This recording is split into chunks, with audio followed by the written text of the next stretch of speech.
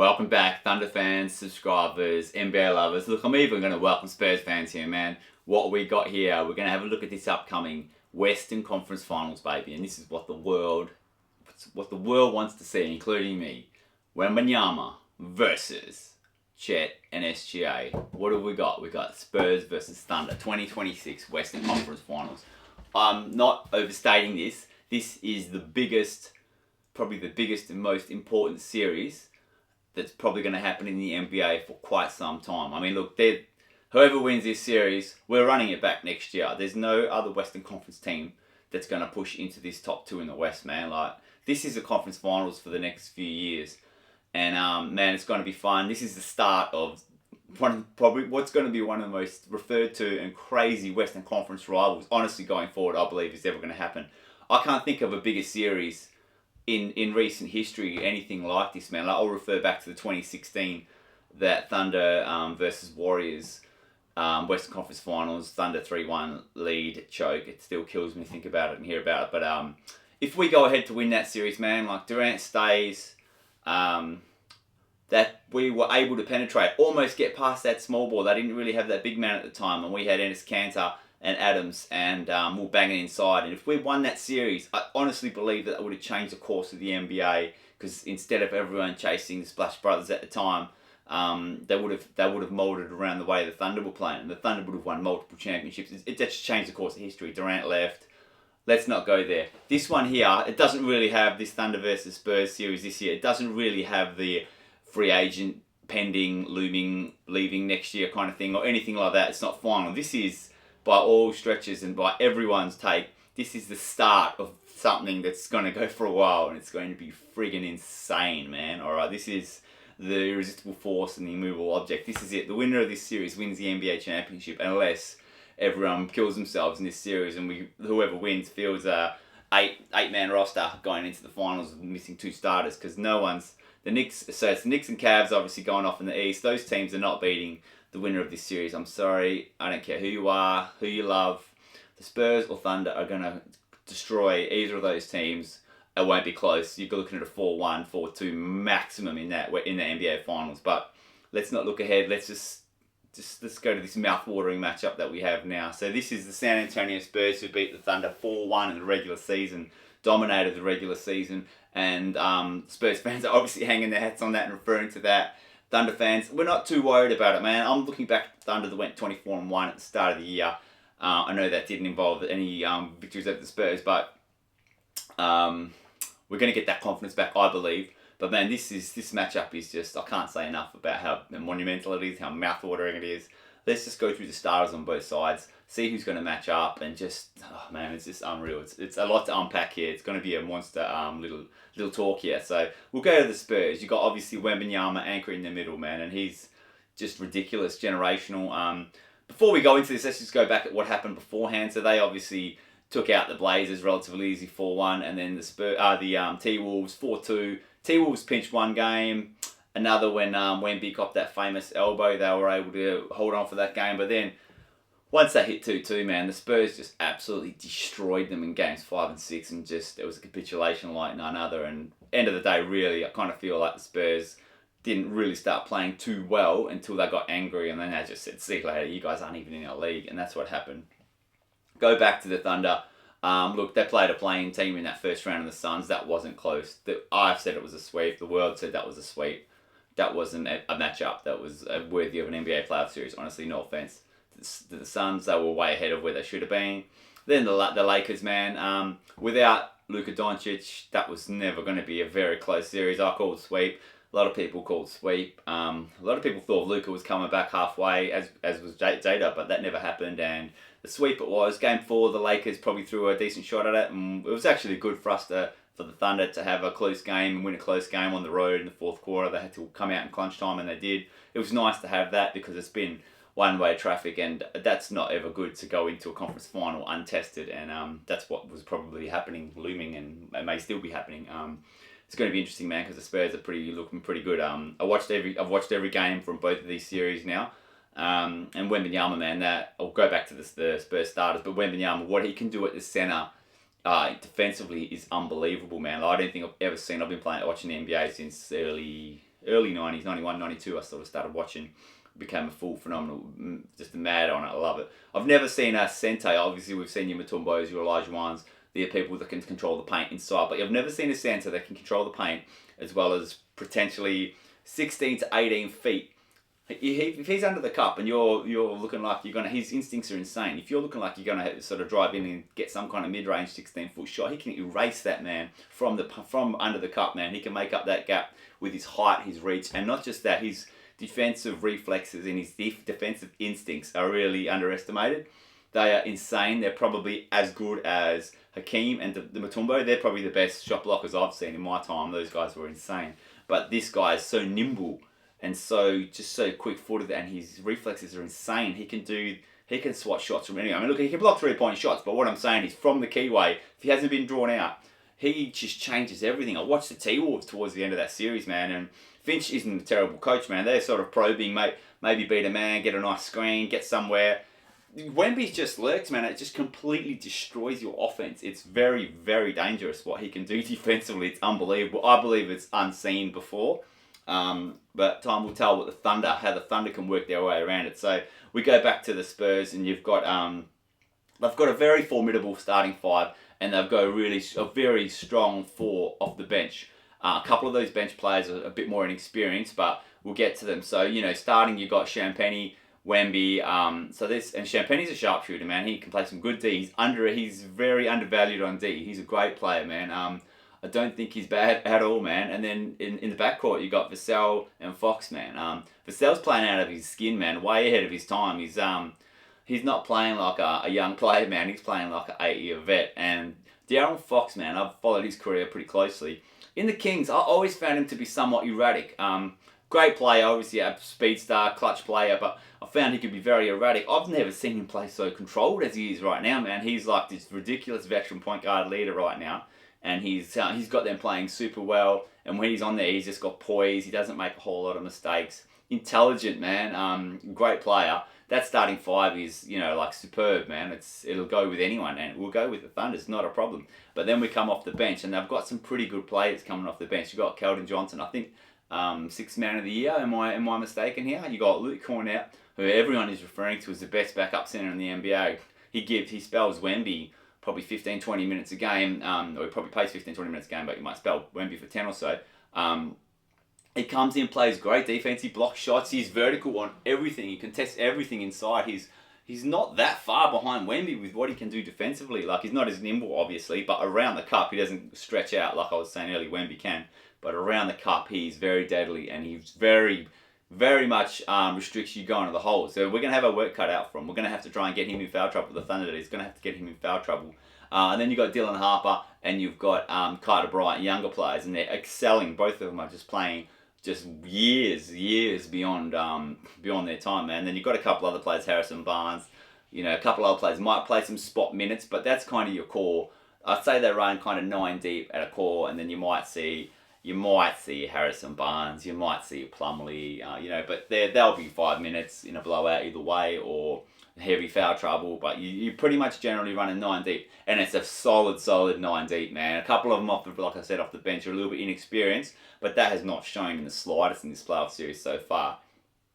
Solid 9 players, man. It's very good defensively. A lot of them, or most of them, are really good two-way players too, not just offense, man. They all play some good D, a lot of these players, so that's tough, man. But let's go to the Thunder, man. So we've got Jalen, J-Dub, baby. J-Dub Williams, my boy, he's playing, man. He's declared himself fit. I believe he will start immediately, man.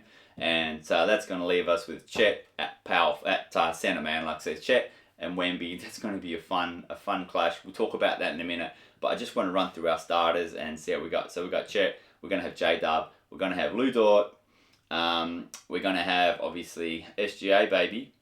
And it's just going to be insane, man. Like, it's just unbelievable, this matchup. The starting 5 matchup, as it is just crazy. Just as is, man. But then the benches is where it just adds some extra spice to this, because we've got Kayson Wallace. We've got AJ Mitchell, who's playing out of his skin right now. You've got Jalen Williams. You've got Alex Caruso. So there's our 4. But then you've also got Wiggins. You've got Isaiah Joe. Like, we go a fair bit deeper than the Spurs. And there's quality too. This depth is all... It's all experience. It's all championship depth. They're mostly two-way players up and down, and then you throw in the playoff untested so far, J-Mac, Jared McCain, Lightning McCain, you want to call him that? I love that nickname. He's coming off the bench, and he's got a sick green light to just let him rip, and he's playing some very confident offensive game. He's looking really dynamic, and he could bust the game open or two. He's looking like he just does not care. The moment does not bother him, mate, and let's let these bad boys rip. And oh man, it's going to be so insane. So the matchups are just mouth-watering. It's so good. This series is going to be so good that the NBA Finals is going to be a massive letdown for the fans of these two teams, whoever wins, the fans of NBAs in general. The NBA Finals is going to be a bloodbath. I'm sorry. This is the main event here, guys. So settle in, get your popcorn ready. Do not miss a game of this series, man. Now the keys here, man. I'll tell you what. No offense to the Spurs perimeter defense. I think SGA, I think he's had a pretty good, tough matchup on him, especially Marcus Smart played him very, very well. And the Lakers' defensive scheme was quite good. They took the ball out of his hands a lot. And he didn't adjust as well as I thought he did, to the extent that I thought he may have had a niggling injury or something, SGA. Now, he's had a bit of time off. So if that were the case that they're not talking about, if that were the case, hopefully that's all clear. But I don't think he's got... And look, Vassell, he's a good player. So he's their backcourt, Fox. They've got a really good backcourt. They're defensive orientated, but I think SGA is going to find ways around them, and I do believe he's going to have to get to the mid range. So very much the key to this series could be SGA's mid range, and that's going to be opened up. A lot of teams struggle in the mid range against the Spurs, but it's going to be opened up because we've got Chet, thankfully, at centre, who can hit the triple from absolutely anywhere. He's going to draw Wemby out, hopefully to the other side of the court. Look, you've got two excellent coaches in this series, man. So I don't think either coach is going to be outcoached here, man. You're going to have so much chopping and changing. You're going to have mismatches. You're going to have cross matches. You're going to have all kinds of offensive, defensive sets getting thrown around. It's going to be brutal to see, man. I can't wait to see it. It's going to be a massive chess match. There's no sweep here for the Thunder. I'll guarantee you that now, as confident as I am as an NBA Mad Thunder fan. We ain't sweeping the Spurs. I'll give you the tip. I'll give you my final tip at the end, but this will be a lot closer than that. And the Spurs ain't. They're not going to pound us either. It's not going to be a 4-1 like the regular season. We're going to be ready for this. Man, I just cannot wait.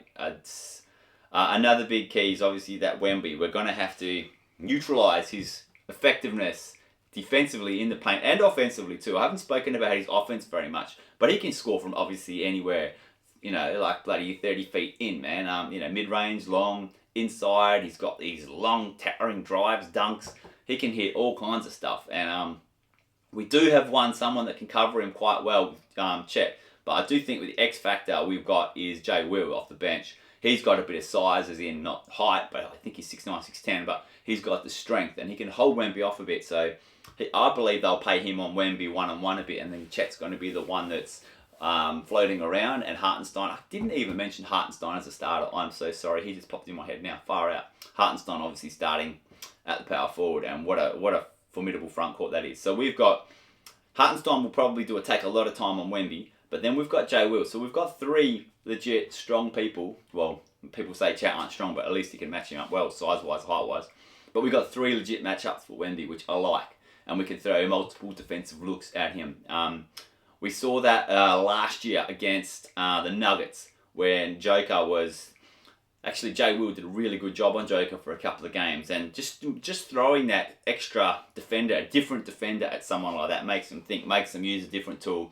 Wemby might not be able to post up Chet, but he can post up Jay Will height-wise. But that kind of cross-matching stuff like that with defense is going to be very interesting and make Wemby on the tip of his toes. Now, I'm not discounting Wemby. He could easily score 35 points per game in this series without a doubt, and he may. He probably will. But the Thunder have got to try and limit that. This is the key to the series, man.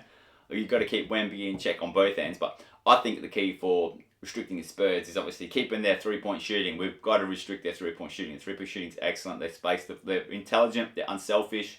They space the floor well. They pass the ball well. They're well coached. They play lightning lightning years ahead of their time. Like most of these guys are in their first playoff series. You got, I think, De'Aaron Fox, maybe Harrison Barnes, who's not going to get a lot of minutes. Like, this is a largely first playoff series for most of these players, man, and they're playing like vets. Whereas the Thunder have, they had a couple of years. They lost in that second round of the Mavs. Then they lost to. Then they won the championship last year. So they're 3 years kind of into the playoff circle. So they've seasoned and they've had that core together for the most part, and they're looking very solid. But the Spurs are looking a bit younger. So this is the two main factors for me going in straight up. Is I believe the Thunder are a deeper team. We have probably got an extra couple of players off the bench, and a couple of them are ridiculous, like starter level players, like AJ Mitchell, Cason Wallace. They're starters on a lot of teams in the NBA. You could probably make that. You could probably say that for the Spurs players in a couple of years' time, or maybe next year, but they're not quite there yet. Whereas I believe we've got 7, maybe 8 starters in our team, versus the Spurs 5, maybe 6. So I think just we've got more talent top and bottom. But another big key is J-Dub. What's he looking like? Because I think he's gonna jump straight back in the starting 5. I can't see them benching him. How's that going to work? Like AJ Mitchell's come in, he's played for a while, like he's played the last 6 games perfectly, man, like flawlessly almost, like non-stop drives, hitting his 3, playing solid Ds, getting some steals. He's playing unbelievable. Is there going to be an adjustment period, or have J-Dub's played with this core unit enough? It's just going to be seamless, come in, and it's just going to be like old times. That's what we're going to find out, and that's going to be a big key to the city. If J-Dub can come in and he's doing sort of 18 points, 6 and 6 or something like that, 6 boards, 6 assists, playing some solid D, the Thunder are going to be near on impossible to beat, man. If he's playing at close to an All-NBA level, and he fits back in seamlessly, the Spurs are in trouble, man, like, honestly. That's the only way I can see this being a one-sided series, is if J-Dub is back to this volcanic, explosive J-Dub that he can be, then the Spurs are in some serious trouble, man, because that's an All-NBA defensive player just coming back in fresh, ready to kill. That's going to be interesting, but I'm assuming he's not going to be full ready to take off immediately. I think he's not going to hit his straps till probably Game 3, Game 4. I see this probably. I'm worried mostly about Game 1. The Spurs have just been in a nice battle. Obviously, they destroyed the T-Wolves last couple of games, but they're in a nice groove right now. We've had a week off. We haven't really played playoff type intensity matches very much. So Game 1 scares the hell out of me from a Thunder's point of view, and I think if the Spurs are going to win on the road, in this first swing of 2 games, it's going to be in Game 1, and I'm scared to death. That's tomorrow. I'm scared to death of that, to be honest with you. I do not want to lose the home court early in this and lose confidence, and then they'll start thinking, oh gosh, that 4-1 in the regular season, maybe that's it. And for the Spurs, flip the coin, man. I'm trying to do this from both sides. Obviously, I'm a massive Thunder fan, but I'm trying to do it from both sides. The Spurs want to get in there and take Game 1, man. That's not bloody do like Dylan Brooks did and tell everyone, we're going to take Game 1. No, shut your mouth. Come in and play your heart out, man, and try and steal that Game 1. That Game 1 is enormous for the Spurs. If they happen to win that, they will have the ascendancy of home court, obviously, immediately. Then you're playing with house money Game 2. You can really start playing mental games with those Thunder players, if you win that Game 1, man. So the Game 1, this is probably one of the most important Game 1s of any series I've ever witnessed, I think.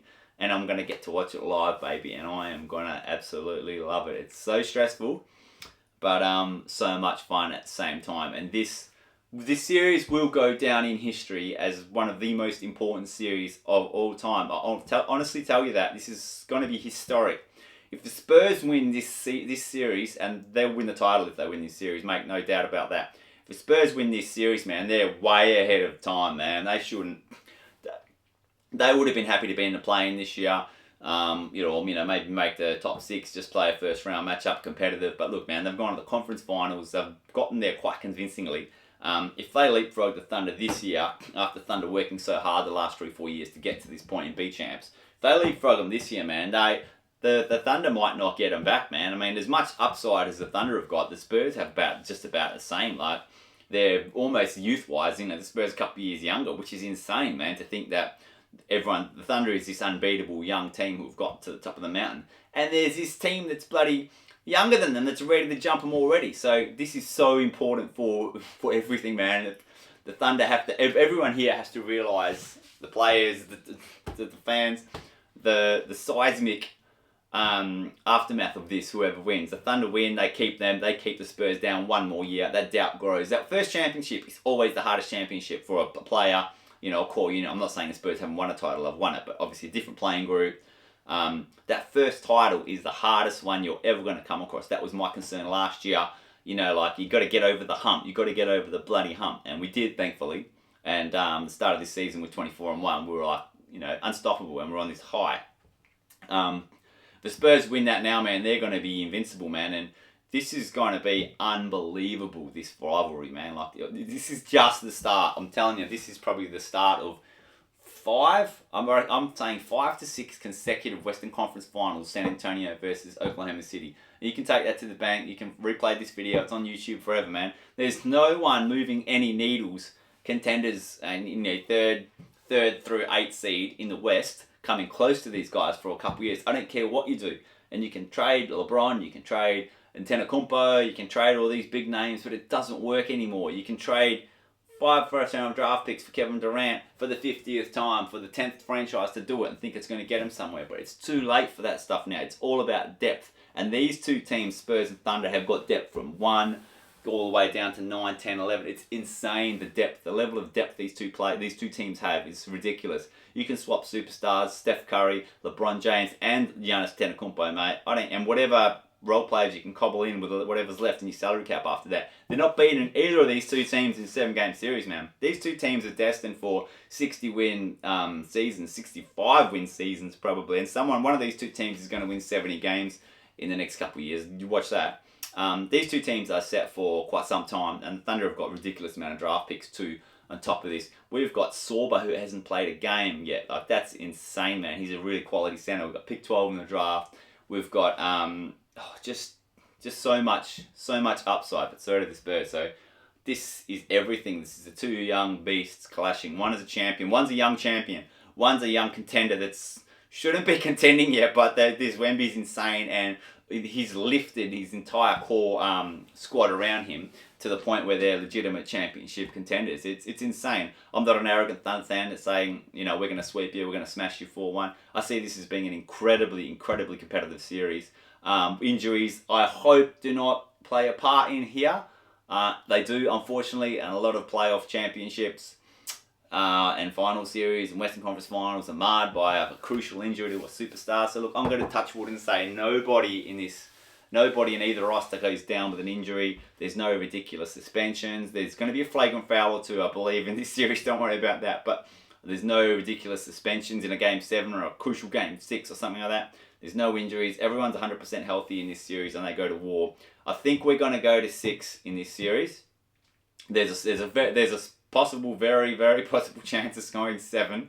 I'm not sure my heart can take a 7, so that's why I'm going to say Thunder in 6, because I don't want my heart to explode in a Game 7, because that might be very tough. This would be insane. So winner takes all here, man. The stakes are never...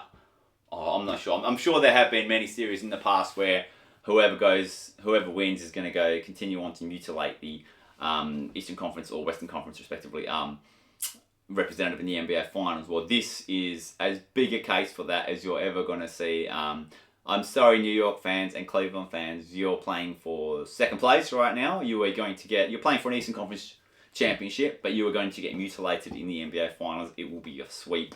It will be 4-1 if you are lucky. If someone explodes, if Brunson gets 60 points or if Mitchell gets 60 points, you might win a game.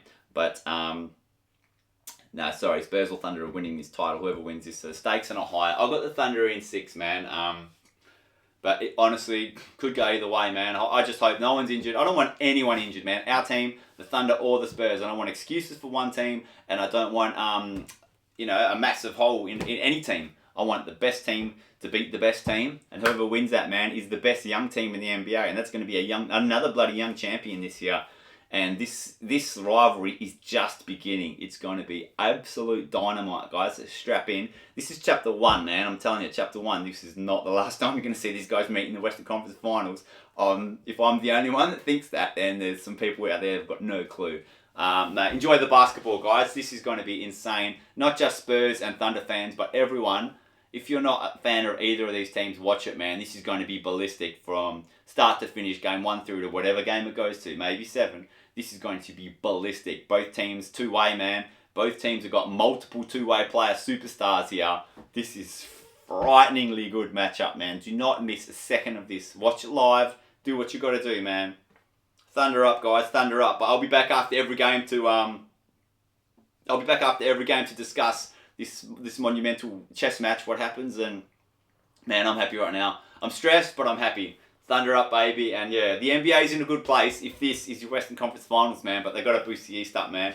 Otherwise, this is just the show right now, man. You might as well call off the finals.